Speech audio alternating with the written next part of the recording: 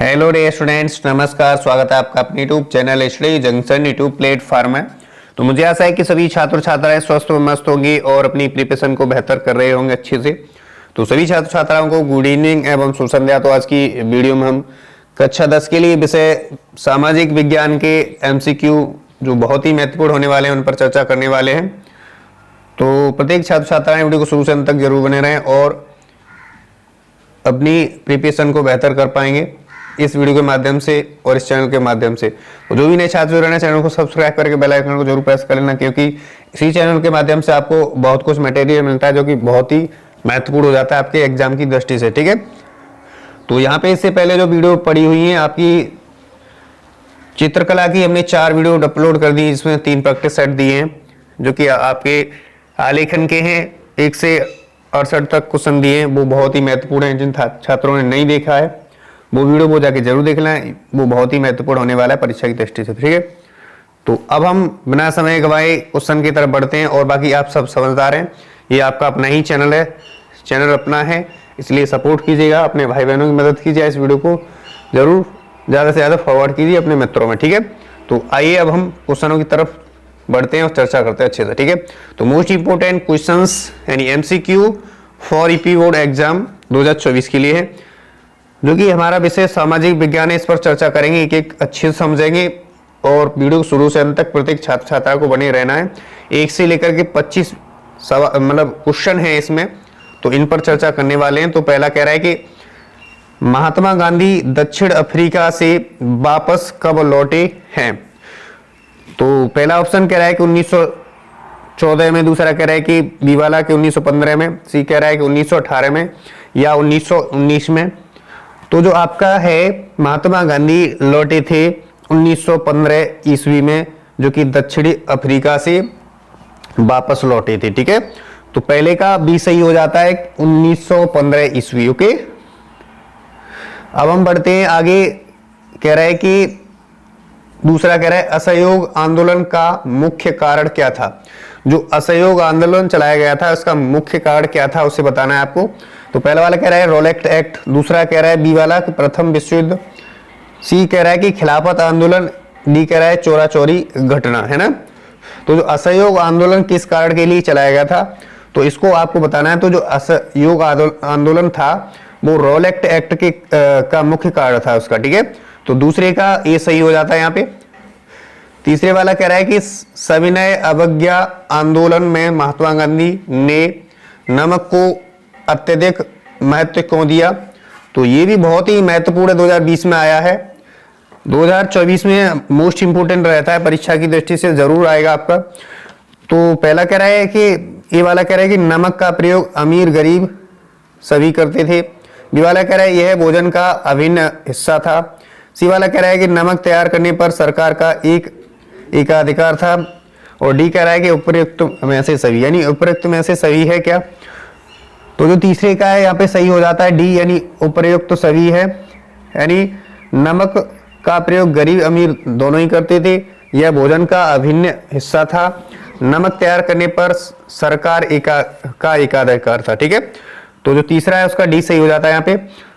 और चौथा कह रहा है कि करो या मरो का नारा किसका था, यानी जो करो या मरो का जो नारा दिया था मतलब किसने दिया था। ओके, तो पहले में कह रहा है कि सुभाष चंद्र बोस ने दिया था, बी वाले में कह रहा है कि चंद्रशेखर आजाद का था, सी वाला कह रहा है कि भगत सिंह का था, डी वाला कह रहा है कि महात्मा गांधी का था। ठीक है, तो यहाँ पे जो चौथे का सही हो जाता है करो या मरो का नारा महात्मा गांधी जी ने दिया था, जो कि आपका ऑप्शन संख्या डी सही हो जाता है यहाँ से। ठीक है, इसी क्रम में ये भी आपके लिए बहुत ही महत्वपूर्ण है। तो हम ये जो सीरीज चलाई जा रही है बहुत ही महत्वपूर्ण चलाई जा रही है, प्रत्येक बच्चा स्किप ना करे, वीडियो को शुरू से अंत तक जरूर देखा करे और अपने भाई बहनों की मदद जरूर करे, क्योंकि वो भी इस वीडियो का लाभ उठा पाए और अपनी जो प्रिपरेशन है, अपनी जो प्रैक्टिस सेट है, अपनी प्रैक्टिस है उसको बेहतर कर पाए।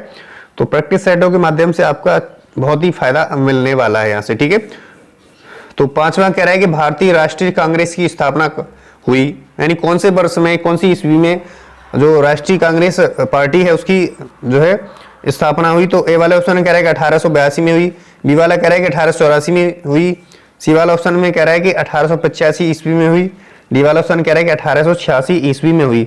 तो जो कांग्रेस की जो स्थापना है किस वर्ष में हुई, तो यहाँ पे सही हो जाता है मतलब जो 1885 ईस्वी में हुई थी, कांग्रेस की स्थापना हुई थी 1885 ईस्वी में। ओके, तो अब हमारा छेवा कह रहा है कि सविनय अवज्ञा आंदोलन कब चलाया गया, यानी जो सविनय अवज्ञा आंदोलन था जो महात्मा गांधी के द्वारा चलाया गया था वो कौन सी ईस्वी में चलाया गया था। तो ए वाले में कह रहा है 1920 में चलाया गया, बी वाला कह रहा है कि 1927 में चलाया गया, सी वाला कह रहा है कि 1930 में चलाया गया, और डी वाला कह रहा है ऑप्शन में कि 1935 ईस्वी में चलाया गया।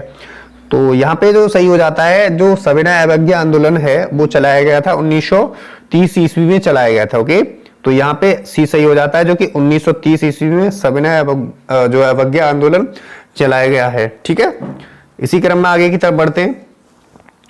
तो ये भी बहुत इंपॉर्टेंट हो जाता है आपकी परीक्षा की दृष्टि से। ठीक है, तो 7वां कह रहा है चोरा चोरी कांड किस वर्ष हुआ, यानी जो चोरा चोरी कांड हुआ था, जलियांवाला चोरा चोरी कांड हुआ था वो किस वर्ष में हुआ था। तो सन 1922 में हुआ था, बी वाले ऑप्शन कह रहा है सन 1924 में हुआ था, या सन 1925 ईस्वी में हुआ था, या सन 1930 ईस्वी में हुआ था। ठीक है, तो है ये इसका सही हो जाएगा, 7वें का जो है आपका सही हो जाता है ए, यानी 1922 ईस्वी में चोरा चोरी हत्याकांड यानी हुआ था, वो 1922 ईस्वी में हुआ था, जो कि ऑप्शन संख्या 7वें का ए सही हो जाता है। ओके, इसी क्रम में आगे की तरफ बढ़ते तो आगे कह रहा है कि सविनय अवज्ञा आंदोलन की शुरुआत किस महत्वपूर्ण घटना के साथ की गई, यानी जो सविनय अवज्ञा आंदोलन था उसकी घटना किस जो है महत्वपूर्ण जो आंदोलन था उसके साथ मतलब की गई थी। ठीक है, किसके साथ घटित हुई थी। ठीक है, तो रोलेट एक्ट की घोषणा, बी वाला ऑप्शन कह रहा है कि नमक का कानून तोड़कर, सी वाला ऑप्शन कह रहा है कि साइमन कमीशन पर का आगमन, या जलियांवाला हत्याकांड। तो जो 8वें का है वो सही हो जाता है यहाँ पे।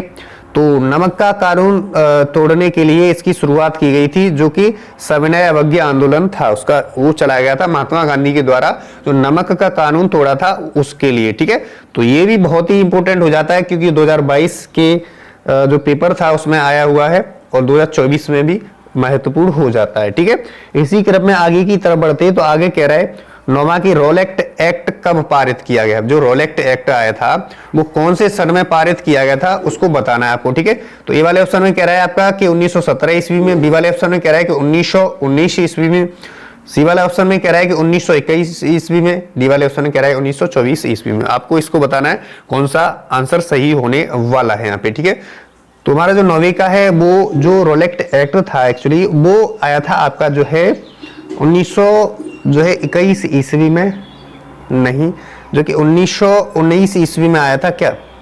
1919 ईस्वी में रोलेट एक्ट को पारित किया गया था, यानी रोलेट एक्ट आया था 1900 किस में, 1900 जो है 19 में रोलेट एक्ट आया था। ओके, इसी क्रम में आगे की तरफ बढ़ते हैं तो ये भी बहुत ही इंपोर्टेंट हो जाता है। ये जो क्वेश्चन है ये वाला और ये वाला वेरी वेरी इंपॉर्टेंट है, ये जरूर आएगा देखने को मिलेगा। ठीक है, तो दोनों इंपॉर्टेंट क्वेश्चन है, इसको जरूर याद करके रखना है प्रत्येक छात्र छात्रा को। ठीक है, जो भी छात्र देखे वीडियो को शुरू से अंत तक जरूर देखें, और इन जो हमारे महत्वपूर्ण क्वेश्चन है इनको जरूर याद करके रखना है। ठीक है, तो कह रहा है कि साइमन कमीशन भारत कब पहुंचा।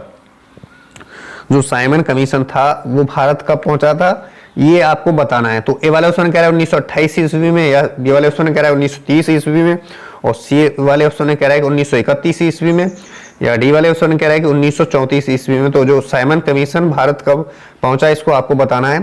तो जो साइमन कमीशन था वो 1900 एक्चुअली क्या पहुंचा था 1928 ईस्वी में भारत पहुंचा है। ठीक है, इतना इसका सही हो जाएगा ए ऑप्शन। ठीक है, इसी क्रम में जो आगे बढ़ते हैं तो आगे 11वां कह रहा है कि गांधी इरविन समझौता कब हुआ। तो जो गांधी और इरविन के बीच समझौता हुआ था वो कौन से सन में और किस डेट को मतलब हुआ था। तो उस पहले वाले ऑप्शन कह रहे हैं 5 मार्च 1931 को हुआ था, और जो है आपका बी वाला ऑप्शन कह रहा है 5 जून 1932 में को हुआ था, या सी वाला ऑप्शन कह रहा है 5 अगस्त 1933 को हुआ था, या जो है डी वाला ऑप्शन कह रहा है कि 5 मार्च 1934 को हुआ था गांधी इरविन समझौता। तो जो गांधी इरविन का समझौता हुआ था गांधी जी और इरविन के बीच में, वो 5 मार्च 1931 ईस्वी में हुआ था, जो कि आपका 11वें का ए सही हो जाता है। ओके, ऐसे ही हम 12वें की तरफ बढ़ते हैं, ये भी आपके लिए बहुत ही इंपॉर्टेंट होने वाला है। तो 11वां कह रहा है कि स्वराज मेरा जन्म सिद्ध अधिकार है। ये भी जो कथन है बहुत ही महत्वपूर्ण है। स्वराज मेरा जन्म सिद्ध अधिकार है, मैं इसे लेकर रहूंगा। किसका कथन है? तो ए वाले ऑप्शन कह रहा है राम गोपाल कृष्ण गोखले का है। बी वाले ऑप्शन कह रहा है कि बाल गंगाधर तिलक का है। सी वाले ऑप्शन कह रहा है कि जवाहरलाल नेहरू का है। डी वाले ऑप्शन में कह रहा है कि महात्मा गांधी का है। ठीक है, तो जो 12वें का है कि स्वराज मेरा जन्म सिद्ध अधिकार है, तो यह जो कथन है वो आपका जो है बाल गंगाधर किसका है? बाल गंगाधर तिलक का कथन है ये कि स्वराज मेरा जन्म सिद्ध अधिकार है, मैं इसे लेकर रहूंगा। ओके, तो मुझे आशा ये भी बहुत ही महत्वपूर्ण है। आगे बढ़ते हैं 13वें की तरफ। 13वां कह रहा है, उसको अच्छे से यहाँ पे समझ लेते हैं एक बार। 13वां कह रहा है कि महात्मा गांधी ने असहयोग आंदोलन कब आरंभ किया? जो असहयोग आंदोलन था वो कौन से सन में आरंभ किया था? क्या 1919 ईस्वी में आरंभ किया? बी वाले ऑप्शन में कह रहा है कि 1920 में। सी वाले ऑप्शन कह रहा है कि 1922 ईस्वी में, या डी वाले ऑप्शन कह रहा है कि 1924 ईस्वी में। तो जो असहयोग आंदोलन था वो जो है किस सन में मतलब आरंभ किया गया?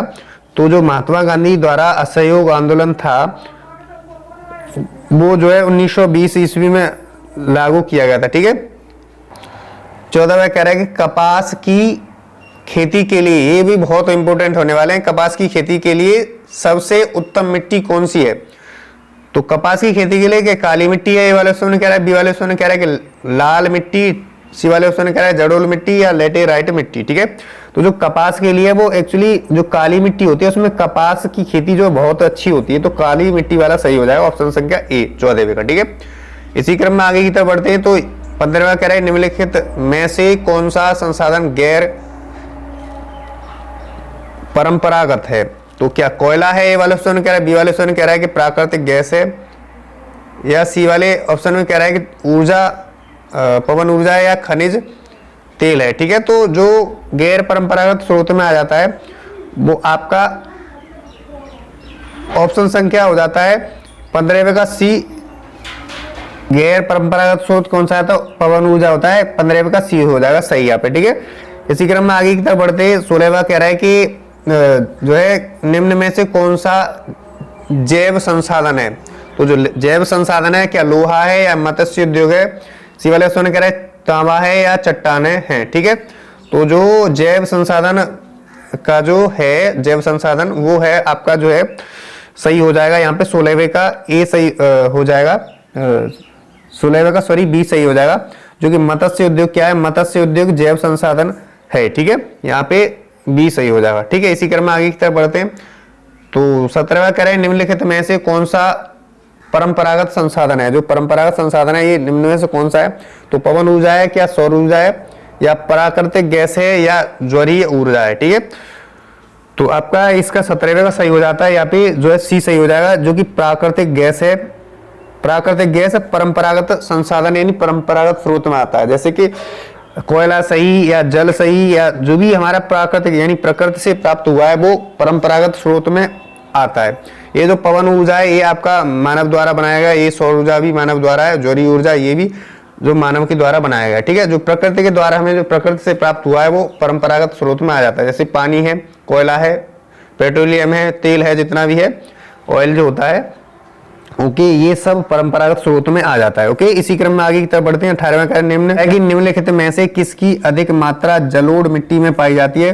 तो क्या पोटास की पाई जाती है? बी वाले ऑप्शन कह रहा है कि चूना की पाई जाती है, या फास्फोरस की पाई जाती है, या डी वाले ऑप्शन कह रहा है कि ये सभी की पाई जाती है। ठीक है, तो जो 18वें का है डी सही हो जाएगा, यानी जो हमारा जलोढ़ मिट्टी में पोटास पाया जाता है, चूना पाया जाता है और फास्फोरस पाया जाता है, जो कि जलोढ़ मिट्टी होती है, बहुत ही उपजाऊ होती है। ठीक है, खेती के लिए बहुत अच्छी होती है जलोढ़ मिट्टी। ठीक है, फसल के लिए। ओके, इसी क्रम में आगे की तरफ बढ़ते हैं। 19वां कह रहा है कि पर्वतों पर मृदा अपरदन का साधन है, यानी पर्वतों पर मृदा का अपरदन किस कारण से होता है? तो ए वाले ऑप्शन कह रहा है पवन, बी वाले ऑप्शन कह रहा है हिमनद, सी वाले ऑप्शन कह रहा है कि जल, या डी वाले ऑप्शन कह रहा है कि ये सभी। तो जो पर्वतों पर मृदा अपरदन का साधन है वो पवन भी है, हिमनद भी है, जल भी है, तो ये हो जाएगा, ये सभी हो जाएगा ऑप्शन संख्या डी वाला। ठीक है, 19वें का डी से हो जाएगा।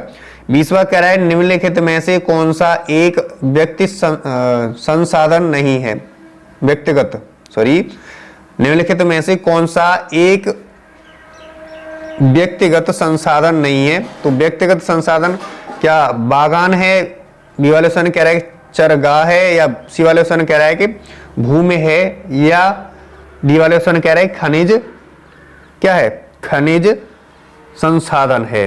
तो व्यक्तिगत संसाधन नहीं है, यानी व्यक्तिगत का मतलब व्यक्ति के द्वारा जो संसाधन है वो बनाया नहीं गया, तो वो बताना है आपको। बागान भी व्यक्ति के द्वारा बनाया गया है, चरागाह भी व्यक्ति के द्वारा बनाया गया, भूमि भी ये भी है आपका व्यक्तिगत द्वारा बनाया नहीं गया है, ये भी व्यक्तिगत बनाया गया है व्यक्ति के द्वारा, और जो खनिज संसाधन है ये व्यक्ति के द्वारा नहीं बनाया गया है। तो ये वाला ऑप्शन सही हो जाता है यहाँ पे। ओके, तो इसी क्रम में आगे की तरफ बढ़ते हैं। तो जो 21वां कह रहा है निम्नलिखित में से एक मिट्टी का प्रकार नहीं है। तो जो मिट्टी का प्रकार है उसमें से एक प्रकार नहीं, इस ऑप्शन में देखना है आपको, काली मिट्टी है, या पीली मिट्टी है, या लेटेराइट मिट्टी है, या सीमेंट है। ठीक है, तो काली मिट्टी भी होती है मिट्टी का प्रकार, पीली मिट्टी भी होती है जो कि पीला मिट्टी बोलते हैं हम अपनी भाषा में। ओके, लेटेराइट भी मिट्टी होती है, और जो सीमेंट है होता है वो नहीं होता है। तो सीमेंट वाला सही हो जाएगा यहाँ पे, जो कि मिट्टी का एक प्रकार नहीं होता है, कौन, सीमेंट नहीं होता है। ओके, इसी क्रम में कह रहा है 22वां, तो 22वें की तरफ बढ़ते हैं और अच्छे से इसे भी समझते हैं। ठीक है, तो कह रहा है 22वां, भूमि एक देश में है, साधन है। तो भूमि क्या है, एक साधन है, क्या प्राकृतिक साधन है।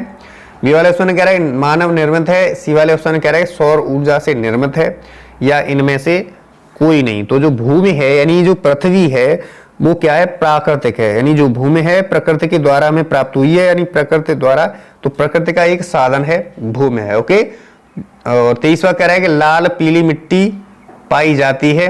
तो जो लाल है और पीली मिट्टी किस क्षेत्र में पाई जाती है, तो ए वाले ऑप्शन कह रहा है दक्कन के पठार में पाई जाती है, या बी वाले ऑप्शन कह रहा है मालवा प्रदेश में पाई जाती है, सी वाले ऑप्शन कह रहा है ब्रह्मपुत्र घाटी में पाई जाती है, या थार के रेगिस्तान में पाई जाती है।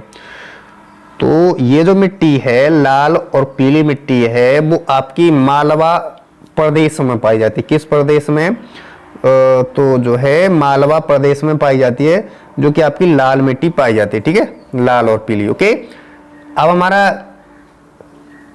Last question, second last question कह रहा है कि पंजाब में भूमि निम्नीकरण का मुख्य कारण है, यानी भूमि का निम्नीकरण है उसका मुख्य कारण बताना है आपको। तो ए वाले ऑप्शन कह रहा है खनन क्रिया है, बी वाले ऑप्शन कह रहा है कि वनोन्मूलन है, वनोन्मूलन, सी वाले ऑप्शन कह रहा है कि अत्यधिक सिंचाई के कारण होता है भूमि का निम्नीकरण, या अति पशुचारण के कारण होता है जो भूमि का क्या होता है, निम्नीकरण। ओके, तो ये भी बहुत इंपोर्टेंट है आपकी परीक्षा की दृष्टि से। तो कह रहा है कि 24वें का यहाँ पे सही हो जाता है ऑप्शन संख्या सी, जो कि अत्यधिक सिंचाई के कारण भूमि का क्या हो जाता है, निम्नीकरण हो जाता है। ओके, अब हमारा 25वां कह रहा है लास्ट क्वेश्चन। तो 25वें की तरफ बढ़ते हैं और उसे समझते हैं। तो कह रहा है कि निम्नलिखित में से कौन सा अजैविक संसाधन है, यानी अजैविक संसाधन कौन सा है इसमें से बताना है। तो ए वाले ऑप्शन कह रहा है चट्टाने हैं, या बी वाले ऑप्शन कह रहा है पशु है, या सी वाले ऑप्शन में कह रहा है कि पौधे हैं, या डी वाले ऑप्शन कह रहा है मछलियां हैं। तो अजैविक संसाधन बताना है जो अजैविक है। ठीक है, तो 25वें का यहाँ पे जो सही हो जाएगा वो चट्टाने हैं, जो कि अजैविक संसाधन में आ जाती है। ठीक है, तो मुझे आशा है कि यहाँ पे हमने आज की वीडियो में हमने 25 क्वेश्चनों पर चर्चा की। तो मुझे आशा है कि आपको अच्छे से एक पॉइंट क्लियर हुआ होगा। एक पॉइंट क्लियर हो तो वीडियो को लाइक करके चैनल को सब्सक्राइब करके बेल आइकन को जरूर प्रेस कर लें, क्योंकि आपको यहाँ से इस चैनल के माध्यम से बहुत कुछ इंपोर्टेंट मिलने वाला है, जो कि परीक्षा की दृष्टि से 2024 एग्जाम में, जो कि आपका सामाजिक विज्ञान विषय रहेगा, उसमें बहुत ही आपको सहायता पहुंचाएगा। ये जो क्वेश्चन यहाँ पे चर्चा किए जा रहे हैं, बहुत ही क्वेश्चन आपको सहायता पहुंचाने वाले हैं। ठीक है, तो आज की वीडियो में बस इतना ही। नेक्स्ट वीडियो में मिलते हैं। अब जो सीरीज चल रही है इसी सीरीज के साथ, तो हमारी जो जिन छात्रों ने प्रीवियस वीडियो नहीं देखे तो देखना चाहते हैं तो चैनल में जाएंगे, वहां पे आपको प्ले लिस्ट मिल जाएगी। जैसे चित्रकला के क्वेश्चन देखने, आपको प्रैक्टिस सेट देखनी है तो उस पर क्लिक करोगे तो चित्रकला के सारी वीडियो हैं जितनी भी पड़ी हुई है वो निकल आएंगी। और जैसे सामाजिक विज्ञान पर क्लिक करोगे तो वहां पे निकल आएगी। मैथमेटिक्स से करोगे, जितने मतलब जो भी देखना है आपको, जो भी देखना है, जो भी टॉपिक देखना है, जो मैथमेटिक्स से सवाल देखने हैं, जो भी देखना है आपको वहां पे बाकायदा आसानी से अच्छे से मिल जाएगा। मुझे आशा है ये क्वेश्चन आपके लिए बहुत ही इंपॉर्टेंट होने वाले हैं। तो अच्छे समझ में आए तो वीडियो को लाइक करके चैनल को सब्सक्राइब करके बेल आइकन को जरूर प्रेस कर लें, क्योंकि ये परीक्षा की दृष्टि से बहुत ही इंपॉर्टेंट होने वाला है। तो आज की वीडियो के लिए बस इतना ही। वीडियो देखने के लिए थैंक यू सो मच। मिलते हैं नेक्स्ट वीडियो में इंपॉर्टेंट क्वेश्चनों के साथ।